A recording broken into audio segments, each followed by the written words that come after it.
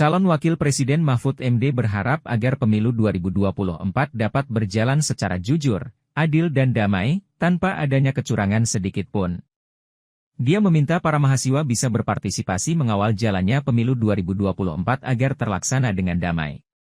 Hal itu disampaikan Mahfud saat orasi ilmiah kebangsaan dalam acara resepsi puncak hari lahir ke-16 Badan Eksekutif Mahasiswa Perguruan Tinggi Nahdlatul Ulama Se-Nusantara di Pondok Pesantren Khas Kempek Cirebon, Kabupaten Cirebon, Jawa Barat, Minggu, 12 November 2023. Siapapun yang merasa kena hubungan dekat atau karena dibayar untuk memilih seseorang karena ketokohannya atau karena rikuh sehingga diberi sesuatu lalu merasa tidak enak kalau tidak mendukung, maka saya katakan pada saat pemilu kembalilah ke hati nurani masing-masing, kembali ke hati nurani masing-masing. Jangan hanya karena ikut deklarasi, ikut menemui lalu merasa terikat terhadap kejahatan, terikat terhadap ketidakbenaran, terikat terhadap orang yang jelas-jelas tidak punya visi dan misi keislaman yang rahmatan lil alamin. Itu supaya ditinggal, karena kita ingin memperjuangkan kebaikan Islam sebagai rahmat bagi semuanya. Saudara, tidak ada gunanya saya bicara politik praktis di depan saudara, karena saudara adalah kaum intelektual. Tidak bisa saja saudara harus milih siapa. Maka sekarang yang saya katakan adalah politik inspiratif, politik tingkat tinggi. Mari laksanakan pemilu ini dengan penuh kejujuran,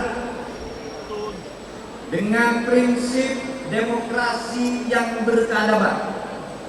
Tidak boleh ada kecurangan, tidak boleh ada money politics, tidak boleh ada tekanan politik.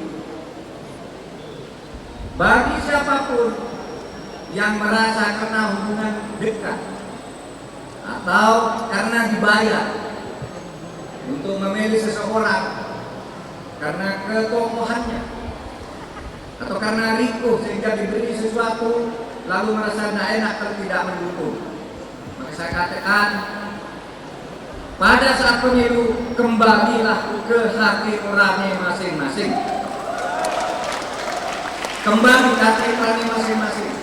Jangan hanya karena ikut deklarasi, ikut menemui lalu merasa terikat terhadap kejahatan, terikat terhadap ketidakbenaran, terikat terhadap orang yang jelas-jelas tidak punya visi dan misi keislaman yang rahmatan lil alamin.